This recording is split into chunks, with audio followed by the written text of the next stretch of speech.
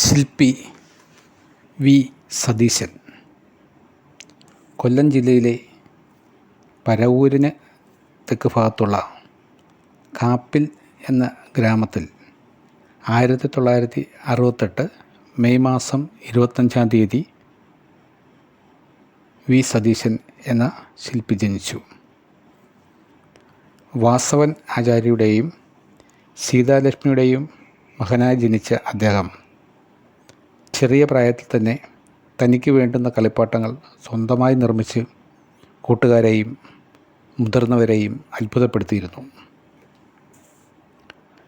പ്രാഥമിക വിദ്യാഭ്യാസത്തിന് ശേഷം തിരുവനന്തപുരം കോളേജ് ഓഫ് ഫൈൻ ആർട്സിൽ നിന്ന് 1992 ശില്പകലയിൽ ബിരുദവും, ഡൽഹി കോളേജ് ഓഫ് ഫൈൻ ആർട്ടിൽ നിന്ന് 1997 ശില്പകലയിൽ ബിരുദാനന്തര ബിരുദവും നേടി. തുടർന്ന് കേന്ദ്രീയ വിദ്യാലയത്തിൽ കലാ അധ്യാപകനായി ജോലിയിൽ പ്രവേശിച്ചു. ബാല്യകാലത്ത് താൻ കണ്ട കാഴ്ചകളും സ്വപ്നങ്ങളും ശില്പരൂപങ്ങളാക്കി തീർക്കുന്നതിൽ വി സതീശൻ ശ്രദ്ധ കേന്ദ്രീകരിച്ചിരുന്നു. കൂടാതെ തൻ്റെ ജീവിതത്തിലുണ്ടായ അനുഭവങ്ങളെ ആകർഷണീയവും അർത്ഥവത്തായതുമായ ശില്പങ്ങളാക്കി തീർക്കാനും അദ്ദേഹത്തിന് കഴിഞ്ഞു. എല്ലാ മാധ്യമങ്ങളും തനിക്ക് വഴങ്ങുമെങ്കിലും ലോഹവും കരിങ്കല്ലും ചേർന്നുള്ള ശില്പങ്ങൾക്കാണ് അദ്ദേഹം മുൻഗണന നൽകിയിരുന്നത്.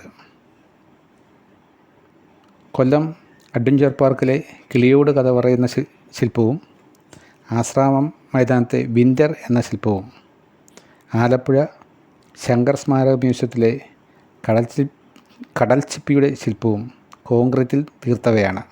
ഇവ ഇന്നും കാഴ്ചക്കാരുടെ പ്രശംസ നേടുന്ന തരത്തിലാണ് നിർമ്മിച്ചിട്ടുള്ളത്.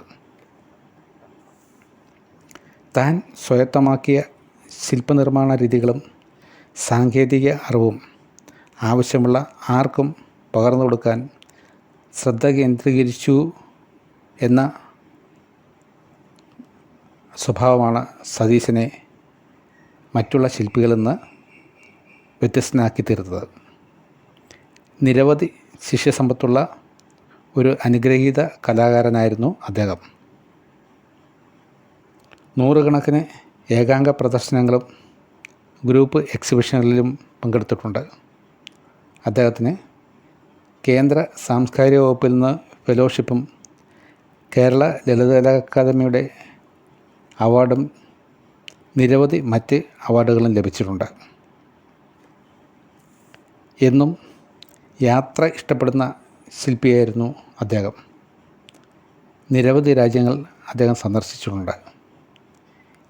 ഇന്ത്യയിൽ പല ഭാഗത്തും, Japan, London, France, Singapore, Australia, America, Bangladesh തുടങ്ങിയ രാജ്യങ്ങളിലും അദ്ദേഹത്തിൻ്റെ ശില്പങ്ങൾ പലരും സ്വകാര്യ ശേഖരത്തിൽ ഉൾപ്പെടുത്തി സൂക്ഷിച്ചിട്ടുണ്ട്. പ്രതിഭാധനനായ പ്രിയ ശില്പി 2023 നവംബർ 15-ാം തീയതി നിഷ്കളങ്കമായ തൻ്റെ ശില്പങ്ങളെ തനിച്ചാക്കി ഈ ലോകത്തു നിന്നും യാത്രയായി.